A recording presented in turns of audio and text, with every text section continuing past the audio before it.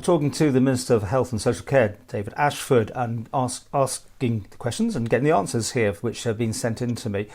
Are you familiar with the powers of the Public Health Act 1990 as amended? I am, and that's what the regulations... Where's this going, that question then? What's the... Well, I am indeed, and that's what the regulations are actually brought in under. Under the last lockdown last year, we were using the Emergency Powers Act 1936, where the governor had to sign an emergency proclamation, which I think is under Section 4 of the Act.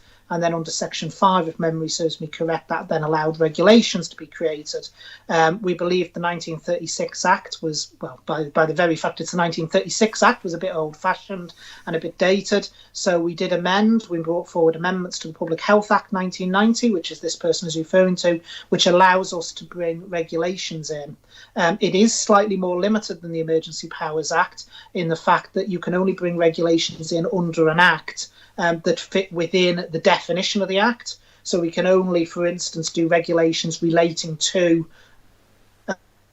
public health and the definition of that Act. So one thing we did during the first lockdown under the Emergency Powers Act last year that we couldn't do under the current ones of the Public Health Act 1990 is we couldn't introduce a speed limit, for instance, because that's well outside the scope of that Act.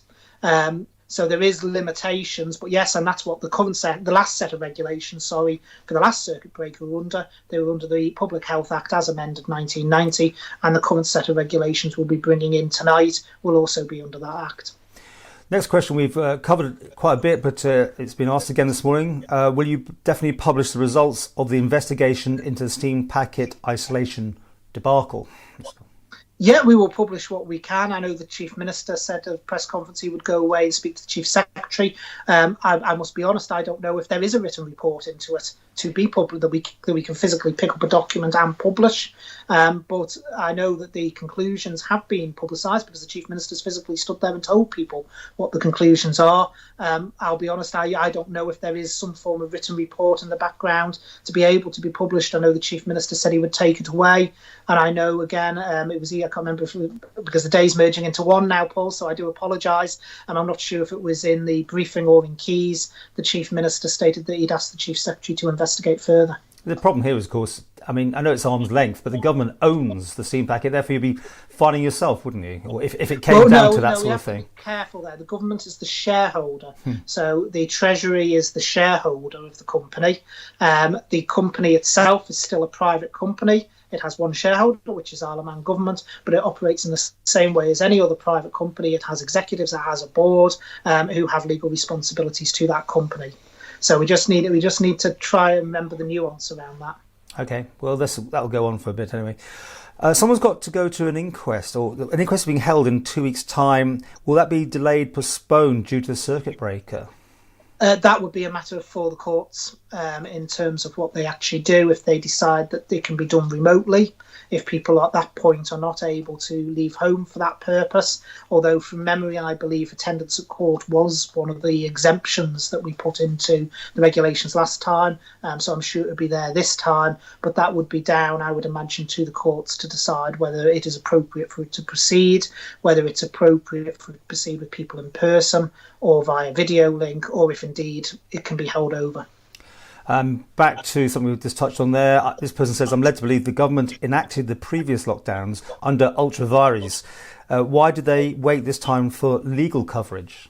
No, that's not correct at all. In every single case, nothing has come in until the regulations have been signed and in place. I think where the person might be getting confused is the fact that Tynwald hadn't approved the regulations. With the provisions of the Public Health Act as amended in 1990, which we've already referred to, and the Emergency Powers Act 1936, which was in force last year for the regulations, allow the regulations to be made, signed, approved by, basically put into place, and they could come into operation immediately unless there's another date specified, and then be laid before Tynwald, and Tynwald has so many days after that to approve it. But nothing was done ultra vires. All the regulations were drafted and brought in prior to anything commencing. What's the position with the Isle of Man borders during the latest lockdown? So the borders situation has literally not changed. The borders situation today remains exactly as it was yesterday.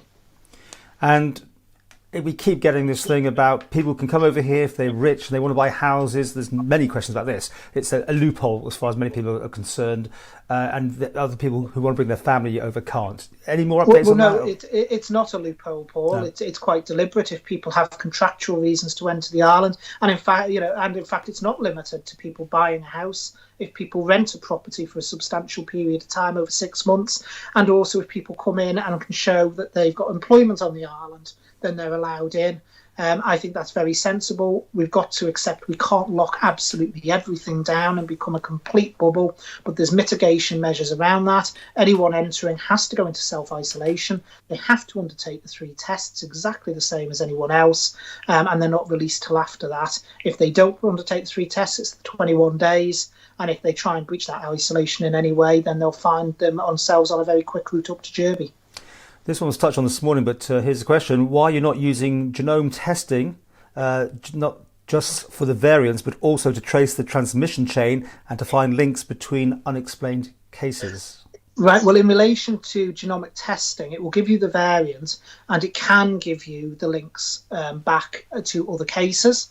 But my understanding, and I've got to say, I'm not a genomicist, so so I probably won't explain this as well as perhaps the Director of Public Health or some other people would. But that's not always the case. You can't always do that with genomics. It's not the case that you can always give a definitive link. And sometimes I believe that when samples are reanalyzed, things change, and we have actually seen that.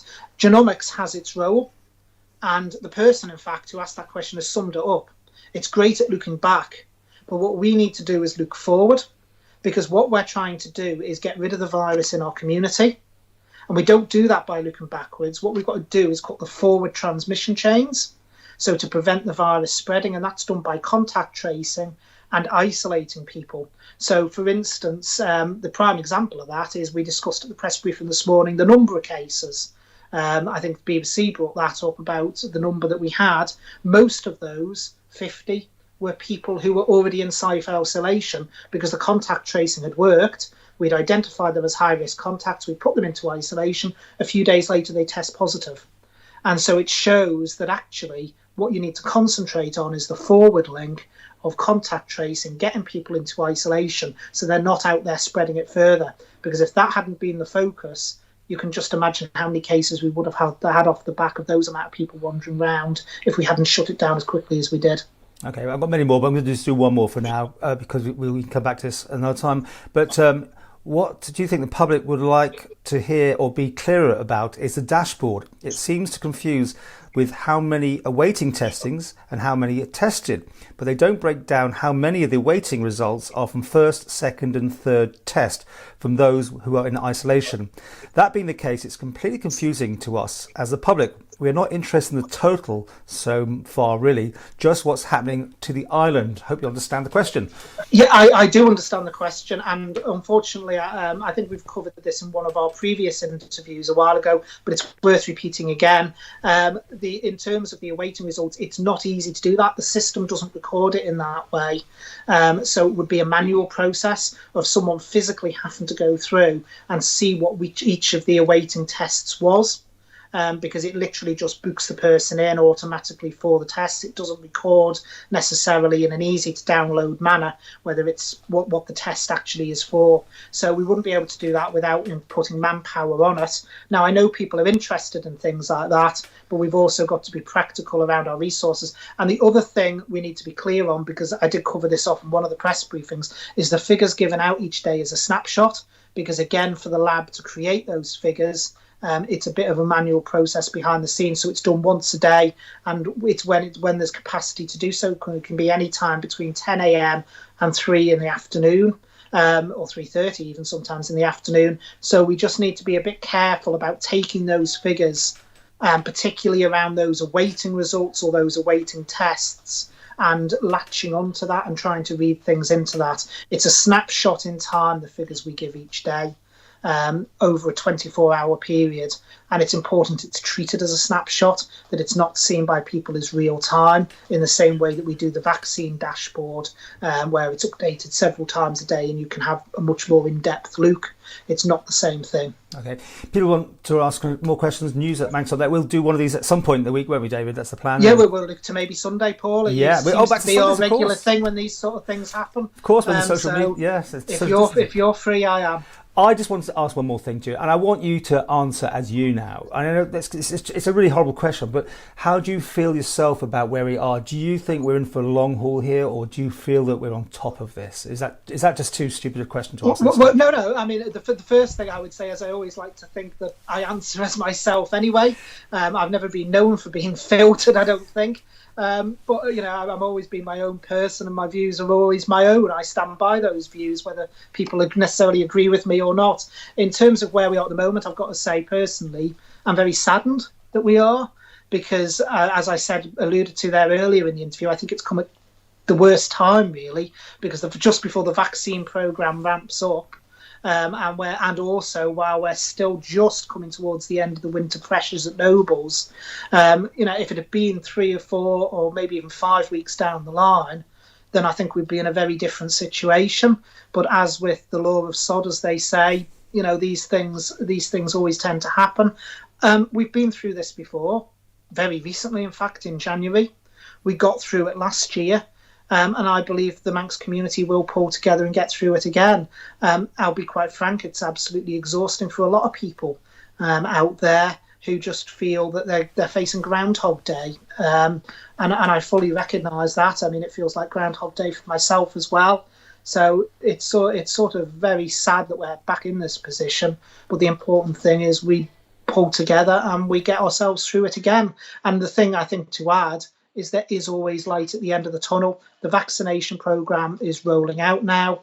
We are heading in the right direction. So that uncertainty we had in June, July last year when we were coming out of the last lockdown, at least we now know that we have a brighter future ahead longer term.